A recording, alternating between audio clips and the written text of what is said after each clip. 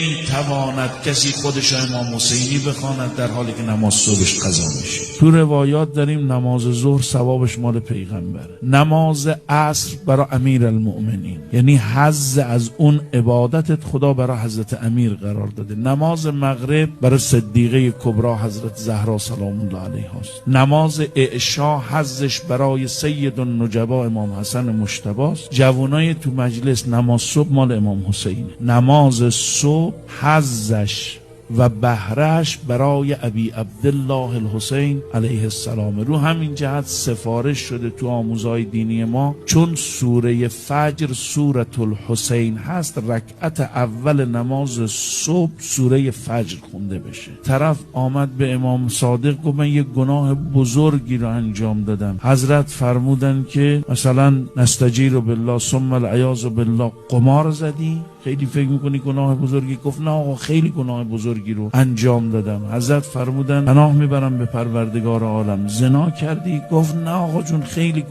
گناه بزرگی رو مرتکب شدم. حضرت صادق از جا بلند شد فرمود نکنه نماز صبحت قضا شده. حواست هست چی دارم میگم؟ دفعه سوم گفت خیلی گناهم بزرگی. حضرت بلند شد فرمود نکنه نماز صبحت قضا شد. تو روایات داریم خانه‌ای که نماز صبح توش قضا میشه جو او خونه لعنت شده است.